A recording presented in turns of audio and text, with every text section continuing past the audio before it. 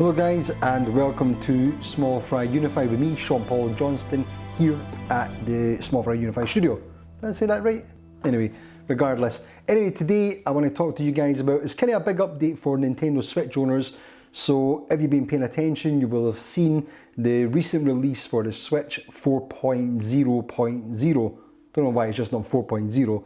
Anyway, the Switch has got a bunch of big improvements, some things that people have been asking for, kind of, and some things that are just general improvements all round. So I'm going to jump into it because there's a couple of big main ones that I think are probably the biggest ones out of the bunch. So the first one was that you can now capture video up to 30 seconds. You can capture this by holding the capture button. So if you press it normally, you'll get a picture, but if you hold it on for a second or so, then you'll get video capture for 30 seconds of recorded footage. And that will just go into your folder. You can then edit that footage and you can share it to your social media networks, which includes Facebook and Twitter right now. I presume they'll add more stuff later on. But the fact that you can save that and you can edit and everything and get the clip that you want, pretty cool stuff. Only problem is it's limited to a bunch of games. Now, in the actual official update, they did mention 4 games, which was, it was The Legend of Zelda Breath of the Wild, Mario Kart 8, Deluxe, ARMS and Splatoon 2. However, the Super Mario Odyssey Twitter account also said that it was going to be available for that game as well. Makes sense, upcoming games, why wouldn't you want that there, especially when it's got the photo mode in it for Super Mario Odyssey. So, it looks like we're getting this. It's available on the 18th, I think it is. That's, well, today now essentially it's available and you can capture footage. So it's pretty simple. I'm just going to go into the actual game itself so you can see what I'm talking about. So let's just switch over to this. So here's my console here. Now the only problem is you can't see me capture from here, which is a bit frustrating. If I hold the capture button, it says unable to take a video or capture now. Don't know why. But if you go into a game, for instance, let's just go into Splatoon for the fun of it. And we'll just see what it does. Let me just get rid of this banner there. So it will save, like I said, 30 seconds, up to 30 seconds of footage. I don't know if you can just press the button and it stops it. Maybe it always takes 30 seconds, and then once you edit it, you can choose if it's 5 seconds. Let's see if it does it now. Yeah. So as you can see there, up in the top right here, there, as it's saved. Now if I go back to the home menu, and I'll go into, let me just get rid of myself here as well. Get myself here, and yeah, if I go into the album now, you should be able to see it saved 15 seconds. So I presume it's from when you're playing games. It must only work in games or something, and it'll capture the footage there. And then, like I said, you can go in there and let's just pause it. It looks like it's processing or something. Yeah, so let's pause it. And then it looks, oops. Let's pause that, and then you can edit it by pressing A, so you can crop it. And there's like your edit button, so I can edit to there, and then end part, there's nothing much to edit there, it must be like 3 seconds minimum. And that's it, it'll save a new clip. It actually saves a brand new clip as well, so it doesn't get rid of the original one, which is quite cool. So if I go back into home menu, let's go back to the album, and you'll see it's got 2 clips there now. The one that was edited, the 3-second clip, and the original 15-second clip. So that's pretty cool. It's kind of like what the Xbox has got, where you can save like a certain amount of time. I think theirs does a little bit longer though, the Xbox One. But this is still, you know, it's something better. I think we all knew this was coming anyway, and it was going to be using the same button, you just hold it on. So that's cool. It'd be nice if you can actually hold it on for as long as you want, but it's probably limited by the available memory and also the RAM it's got in the system. So obviously it's not something like an Xbox One X with 8 or 12 or whatever it is gigs of RAM, but it's enough to do something like 30 seconds. You can do multiple clips. So that was that, which is pretty cool. Now the second feature, the other big one, let me just get back here myself. The next big feature was the ability to, let me just make sure I get the details right here. Well, there's a couple of other ones in fact. The biggest one was, if you remember, there was people were a little bit annoyed that you couldn't connect up wireless headphones, especially with something like Splatoon 2. You had to get that headset that had all the dongles and the adapter and everything. Total mess of a system setup. And loads of people had their wireless headsets or headphones, they just wanted to connect these up, and it seemed really convoluted. Well, now with the System 4 update, you can actually connect well, not Bluetooth, wireless headsets. Now there is two ways to do it. If you're in docked mode, you have to plug in a USB dongle into your dock and it'll just connect up and it'll recognize it. You have to select it, but that'll be it. It'll connect up and you can play your audio through your TV with the, well, through your headsets from the dock itself. If you want to go with the console undocked and handheld mode, I'd show you on my console, but I've got the console plugged in so you can see it in the background here.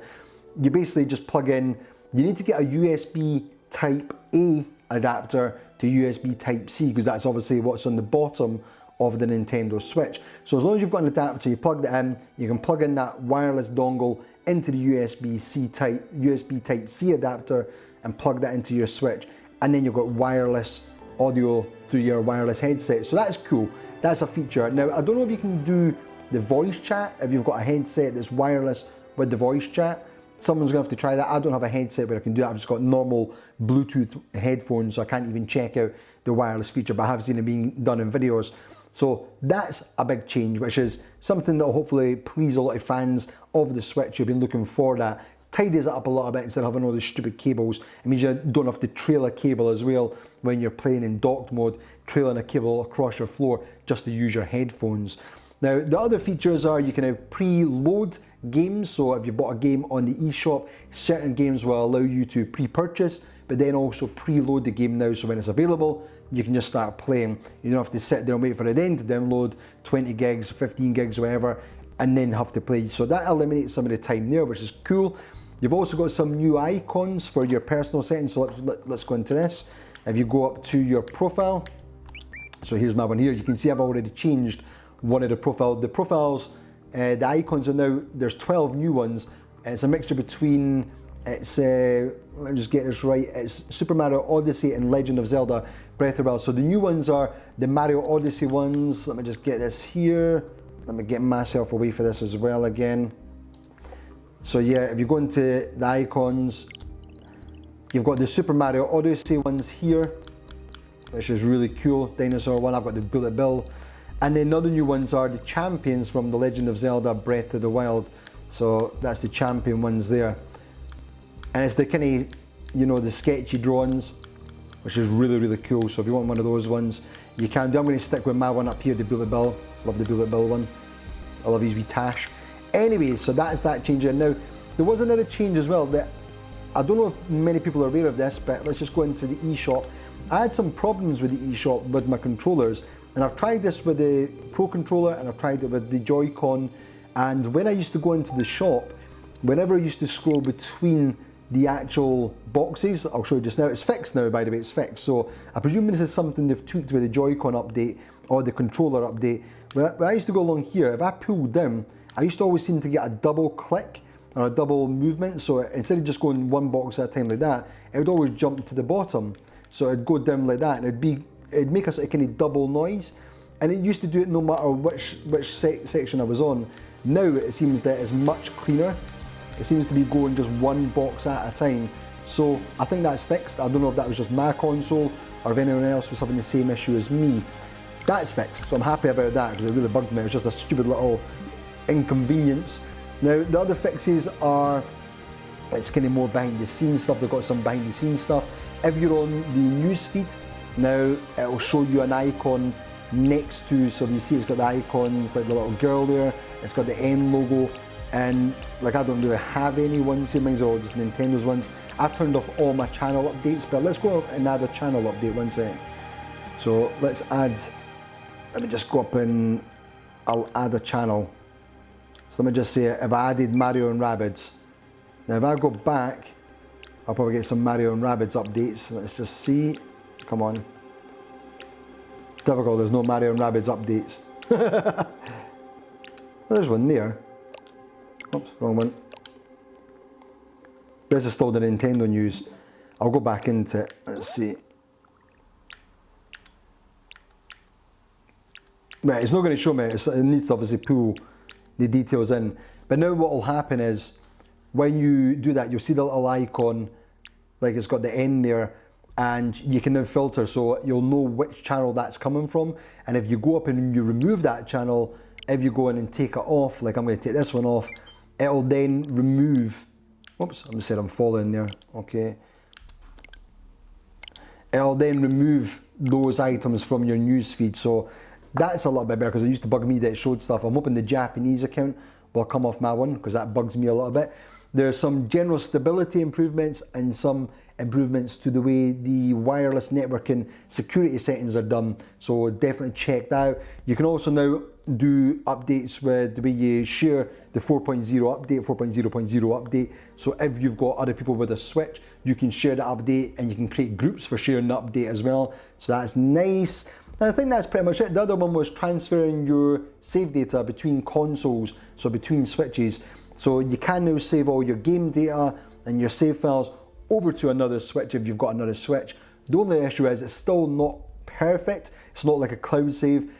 When you switch it over to that other console, it will delete it from that originating console. So it's not perfect in that sense. Still, it's better than nothing. It's a little bit better. People were moaning that you couldn't transfer to a new Switch if you bought a secondary one for a family member or something. Now you can do that. So yeah, it looks like a big massive day for Switch releases and updates in general from Nintendo. We've got updates for Super Mario Kart, we've got updates for ARMS, which has added some new stuff in there. So yeah, some cool stuff if you're a Nintendo Switch owner. By the way, did you guys know there's something like 500 available games for the Switch? That's absolutely insane. I thought it was about 100 or something, but apparently there's about 500, and that's between eShop games and indie titles and stuff. But I thought it was nowhere near that. There is literally too many games now. We've Doom coming up, we've got L.A. Noire, Super Mario Odyssey on the 26th or 27th. We've got a bunch of other games as well, so yeah, it's actually quite an exciting time this Christmas to be a Switch owner. Like I said, I'm happy that they've got these games in, and it can only get better. Anyway guys, that's it for this update. I'm away through in Glasgow tomorrow for a wedding, so don't know if I'm going to be able to get a Switch, well, an update done in general. I'm going to probably be talking about stuff next week regards to the Windows mixed reality headsets, talking about the actual definition of what Microsoft is terming Windows mixed reality, because I think there's a little bit of confusion there, which I found myself, but after I went away and looked at it, it kind of makes a little bit more sense, but it's really confusing if you're new to this and wondering why the headsets aren't doing the mixed reality, because I think there's a perception that it's going to be doing augmented reality. I just don't think that's going to happen now based on what I've read. Anyway, that's it for this one guys. Let me know what you think about the updates. Did you do the update on your Switch?